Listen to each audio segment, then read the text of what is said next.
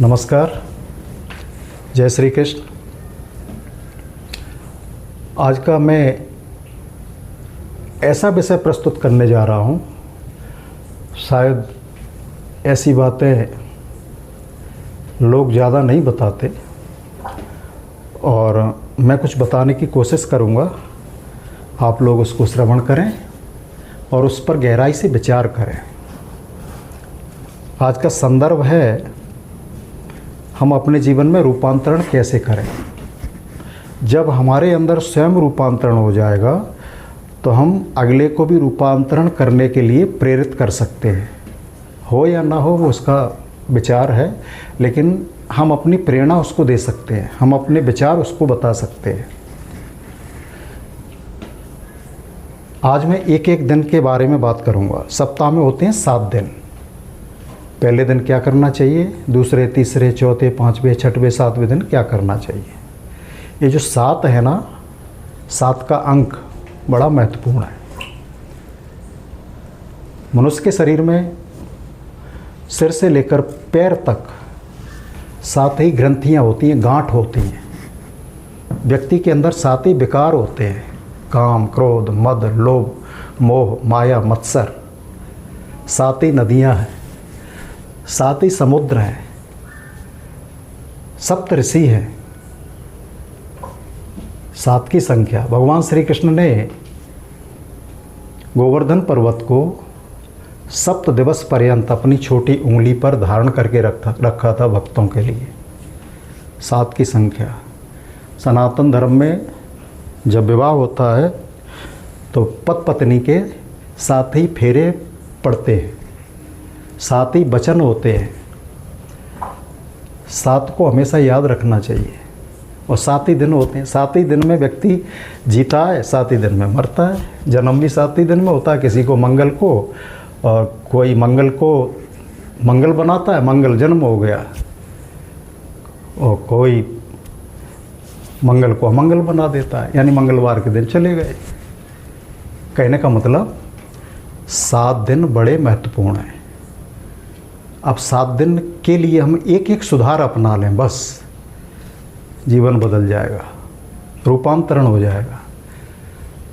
पहले दिन हमें क्या करें? प्रथम दिवस प्रकृति का आनंद लें। ईश्वर द्वारा प्रदत्त जो प्रकृति है, छित, जल, पावक, गगन समीरा, उसे मैला न करें।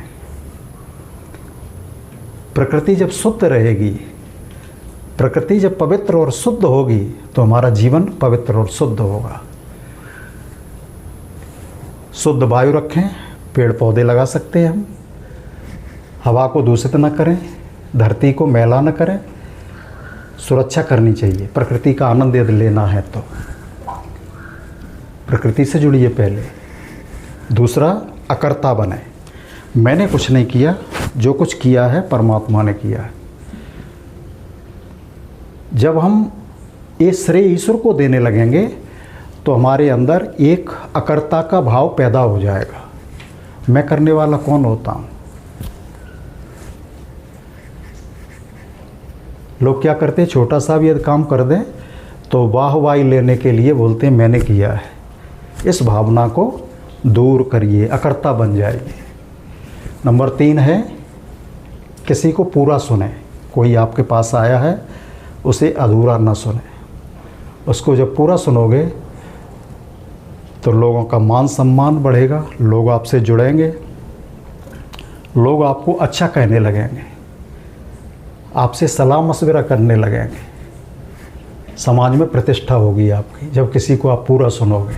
उसे लगना चाहिए कि फला व्यक्ति के पास मैं गया था, उसने मेरे को पूरा सुना है। चौथा दिन क्या करना है हमें? जड़ के साथ चैतन्यता का व्यवहार। हम अपने मन में विचार कर लें, जड़ में भी प्राण है, जड़ में भी जीव है। जब हम ऐसा कर लेंगे तो प्रत्येक चीज़ हमारी लंबे समय तक चलेगी। जैसे दरवाज़ा ऐसे बंद करें जैसे इसमें जीव है, जूते ऐसे पहने जैसे इसमें जीव है, पेन ऐसे प्रयोग करें जैसे इसमें जीव है। इस तरीके से जब हम चीज़ों के प्रति चैतन्यता का व्यवहार करने लगेंगे तो हमारी चीज़ें भी सुरक्षित रहेंगी और आपको देख के दूसरे लोग भी ऐसा करने लगेंगे कि फला व्यक्ति इस तरीके से प्रयोग करते हैं। 5वां है कम से कम बोलें। बोलने का एक सूत्र है, याद रखो, कम बोलें, मीठा बोलें, धीरे बोलें। कम बोलना चाहिए, सार बात हो तो बोलना चाहिए, मीठा बोलना चाहिए। कोयल को सब सुनते हैं, कौवे को कोई नहीं सुनना चाहता। जब कोयल ने किसी को धन थोड़ी दिया है और कौवे ने किसी का धन हरण थोड़ी किया है। कागा काको धन हरे, कोयल काकों दे, मीठी बाणी बोल कर जग अपनों कर ले। मीठी बाणी बोल करके सारा संसार अपने बस में हो जाता है। तो मीठा बोलें और धीरे बोलें, निरर्थक नहीं बोलना चाहिए। धीरे बोलने की आदत बनाना चाहिए। जहाँ भीड़ है लोग सुन लें इतनी आवाज़ तो रखो, और जहाँ एक ही आदमी सुनना चाहता हो और भीड़ वाली आवाज़ प्रयोग करो तो ये नहीं चलेगा, है ना, ये ठीक नहीं लगेगा ना।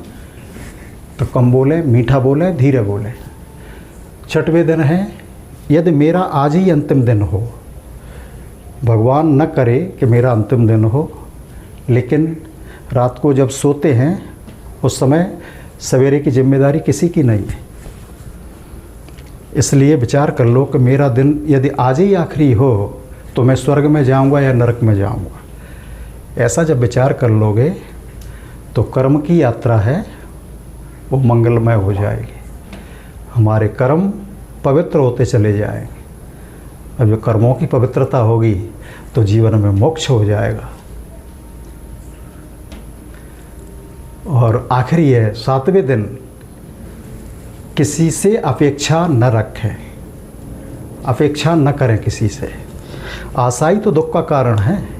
किसी से आशा रखो, उम्मीद रखो कि फला व्यक्ति मेरे लिए ये काम करेगा, वो नहीं किया तो दुख पैदा हो जाता है। तो किसी से कोई अपेक्षा मत रखो। इसलिए गीता में भगवान ने कहा है, अनपेक्षा सुचिर्दच्छा उदासीनो गतव्य था सर्वारंभ परित्यागी यो मद भक्त सह में प्रिया। अनपेक्षा, अपेक्षा रहित हो जाओ, सुचिर्दच्छा, पवित्र अवस्था में हो जाओ मन, वाणी और कर्म से। उदासीन, न सुख में सुख न दुख में दुख, गतव्य था, गए हुए का शोक मत करो। सर्वारंभ परित्यागी, किसी कार्य को करने से पहले फल की इच्छा का परित्याग कर दो। सर्वारंभ परित्यागी यो मद भक्तस्सा में प्रिया। हे अर्जुन, ऐसे भक्त मुझे सबसे ज़्यादा प्रिय हैं। जब हम 7 दिन में इस तरह एक तरीका अपना लेंगे तो निश्चित रूप से जीवन का रूपांतरण हो जाएगा। हम स्वयं रूपांतरण करें, समाज में इन बातों को बताएं, और मेरे वीडियो को अगर आपको पसंद आए तो लाइक करें, सब्सक्राइब कर लें। ऐसे वीडियो मैं बनाता रहूँगा और आपको एक नई नई जानकारी हमेशा देता रहूँगा। कमेंट करें। जय श्री कृष्णा, जय श्री राधे।